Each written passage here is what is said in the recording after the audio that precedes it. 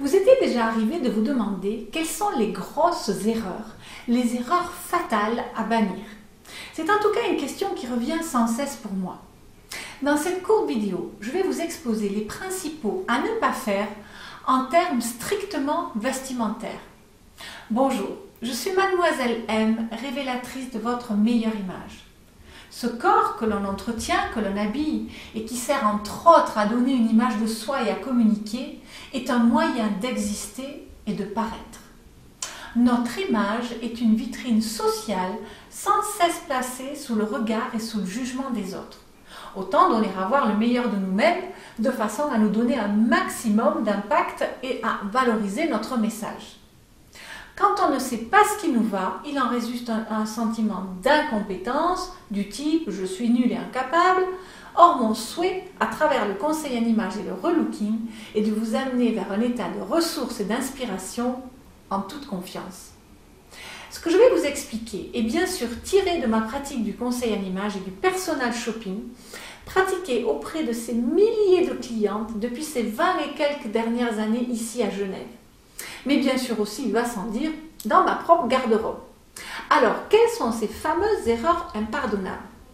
Cette énumération que je vais vous faire ici n'est d'une part pas exhaustive et peut d'autre part évoluer avec le temps et les mœurs. Il y a des choses autrefois impensables et de fort mauvais goût qui sont rentrées dans nos habitudes et ont changé notre regard et notre perspective dans certains domaines. Par exemple, porter du bleu marine avec du marron, ou du bleu avec du vert, ou bien encore du rose avec du orange, qui sont aujourd'hui des associations de couleurs parfaitement courantes et acceptables, et plaisantes à l'œil.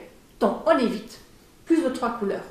Le vrai blanc non immaculé, des noirs différents, plus de 2 imprimés ensemble, je sais que c'est la mode, mais bon. Les vêtements trop serrés, trop courts, trop étroits, trop longs, trop grands, en tout cas pas à la bonne taille. Trop de marques, tue la marque, vous le savez. Le skinny noir avec des jambes maigres. Le t-shirt publicitaire, selon l'endroit où vous vous trouvez. Le t-shirt synthétique. Le t-shirt moulant avec un ventre visible et proéminent. La jupe ou la robe qui dépasse du manteau.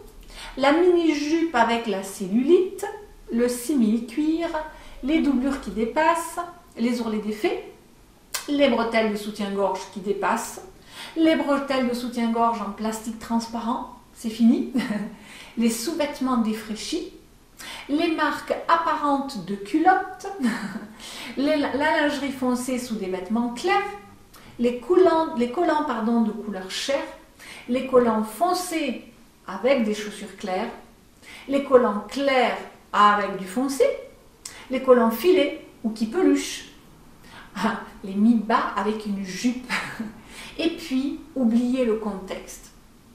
Si vous voulez en savoir plus par rapport à tout cela, posez-moi vos questions dans les commentaires juste en dessous et je me ferai un plaisir d'y répondre afin de vous guider vers votre écrin le plus précieux, comme vous me l'entendrez souvent dire dans de nombreuses autres vidéos. Pour l'heure aussi, si vous voulez en savoir plus sur ce détail, et plus particulièrement sur la gestion de votre garde-robe, suivez le lien en dessous et vous allez ainsi pouvoir récupérer une autre de mes vidéos phares, mais cette fois-ci plus dense, comme les 7 raisons d'accorder à votre image toute l'importance qu'elle mérite.